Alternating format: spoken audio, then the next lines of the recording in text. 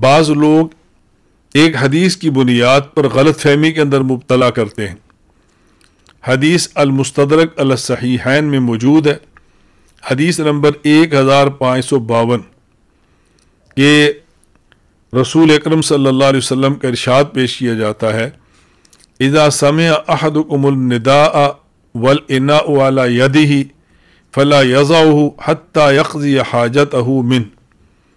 اگر کوئی شخص کھانا کھا رہا ہو، یعنی اس کے ہاتھ کے اوپر، اس کا ہاتھ کھانے پر ہو، یعنی کھانا کھا رہا ہو، اور وہ اذان کی آواز سن لے، کھانے کا برتن اس کے ہاتھ میں ہو، اسے چاہیے کہ برتن نہ رکھے یہاں تک کہ اپنی ضرورت پوری کر لے۔ یعنی اگر کوئی شخص روزے کی سحری کر رہا ہو اور اذان ہو جائے تو اللہ کے نبی فرماتے ہیں کہ اپنی سحری کو جاری رکھے۔ تو اس سے بعض لوگ اس غلط فہمی کے اندر مبتلا ہیں اور دوسروں کو دھوکہ دیتے ہیں کہ اگر سحری کرتے ہوئے اذان ہو جائے تو آپ کھانا مکمل کرنے سے روزہ نہیں ٹوٹے گا۔ حالانکہ حدیث پاک کے معنی ہرگز نہیں۔ اچھی طرح ذہن نشین فرما لیں، قرآن کریم سورۃ البقرہ آیت نمبر 187، وَكُلُوا وَاشْرَبُوا حَتَّى يَتَبَيَّنَ لَكُمُ الْخَيْطُ الْأَبْيَضُ مِنَ الْخَيْطِ الْأَسْوَدِ مِنَ الْفَجْرِ۔ سحری کھانے کا وقت صبح صادق تک ہے۔ وقت داخل ہو گیا، سحری کو چھوڑنا ضروری ہے۔ مؤذن اذان دے یا مؤذن اذان نہ دے، تو سحری کا تعلق اذان کے ساتھ نہیں بلکہ صبح صادق کے ساتھ ہے۔ فجر کا وقت داخل ہوا، کھانا چھوڑ دیں، خواہ مؤذن نے اذان دی ہو یا اذان نہ دی ہو۔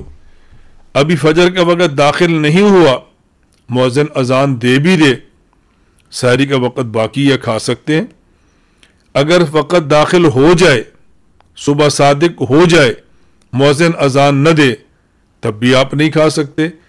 تو سحری کا تعلق اذان کے ساتھ نہیں بلکہ فجر کی نماز کے وقت کے داخل ہونے کے ساتھ ہے، جسے صبح صادق کہتے ہیں۔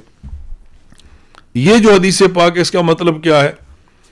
صحیح مسلم حدیث نمبر 1092، حضرت عبداللہ بن عمر رضی اللہ عنہ فرماتے ہیں، کان رسول اللہ صلی اللہ علیہ وسلم مؤذنان، نبی پاک صلی اللہ علیہ وسلم نے 2 مؤذن رکھے تھے، بلال وابن ام مکتوم العامہ، ایک حضرت بلال، ایک عبداللہ بن ام مکتوم۔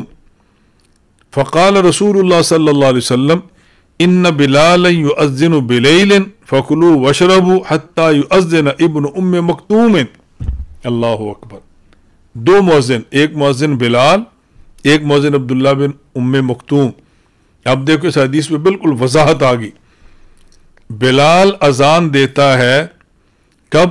رات کی، تہجد کی، اور عبداللہ بن ام مکتوم چونکہ بعد میں دیتے ہیں۔ تو رسول اکرم صلی اللہ علیہ وسلم فرمایا کہ بلال اذان دیتا ہے تہجد کے لیے، تم کھاؤ اور پیو کب تک؟ جب عبداللہ بن ام مکتوم اذان دے، اب روک لو، اس کی اذان تک کھا سکتے ہو۔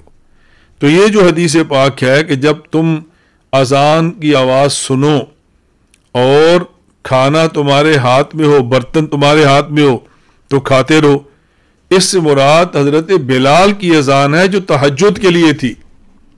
اچھی طرح واضح نشین فرما لے، حضرت بلال تہجد کی اذان دیتے، حضرت عبداللہ بن ام مکتوم فجر کی دیتے۔